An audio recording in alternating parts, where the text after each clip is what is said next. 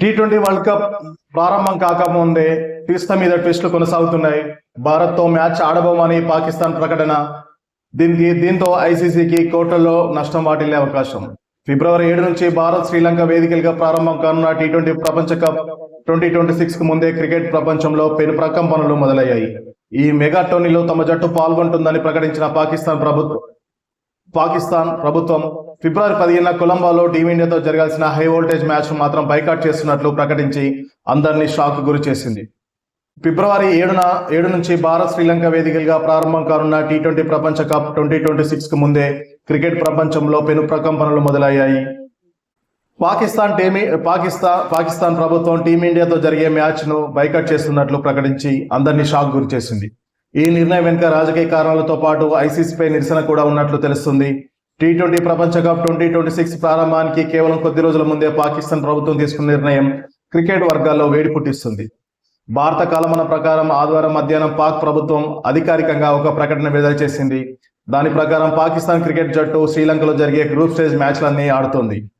కానీ ఫిబ్రవరి 15న టీమిండియాతో జరిగే మ్యాచ్ లో మాత్రం ఫీల్డ్ లోకి అడుగు పెట్టదు. దీనికి ప్రధాన కారణం ఐసీసీ ఇటీవల తీసుకున్న ఒక నిర్ణయం. భద్రతా కారణాల దృష్ట్యా భారత్ లో తమ మ్యాచ్ లో ఆడలేమని బంగ్లాదేశ్ మొండికేయగా ఐసీసీ వారిని టోర్నీ నుంచి తొలగించి స్కాట్లాండ్ ను చేర్చుకుంది. ఈ విషయంలో బంగ్లాదేశ్ కు మద్దతుగా పాక్ ఈ బహిష్కరణ నిర్ణయం తీసుకున్నట్లు సమాచారం. ఈ నిర్ణయం వల్ల పాకిస్తాన్ కు భారీగా పాయింట్ల నష్టం వాటిల్లే అవకాశం ఉంది.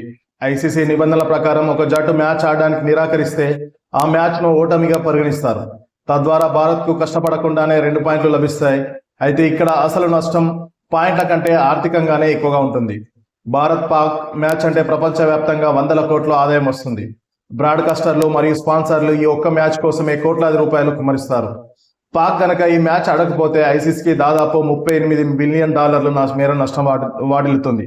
సుమారు భారత కరెన్సీలో 315 కోట్లు నష్టం వాటిల్లే అవకాశం ఉంది. మరోవైపు ఈ బహిష్కరణల వల్ల పాకిస్తాన్ క్రికెట్ బోర్డు కూడా తీవ్ర పరిణామాలను ఎదుర్కోవాల్సి రావచ్చు. ఐసీసీ నుంచి వచ్చే వార్షిక ఆదాయ వాటాను నిలిపివేయడం లేదా భవిష్యత్తులో పాక్ వేదిక జరిగే టోర్నీలపై నిషేధం విధించే అవకాశం ఉందని క్రీడా విశ్లేషకులు హెచ్చరిస్తున్నారు. ఇప్పటికే పాక్ కెప్టెన్ సల్మాన్ ఆగా బృందం శ్రీలంకకు బయలుదేరడానికి సిద్ధంగా ఉన్నారు.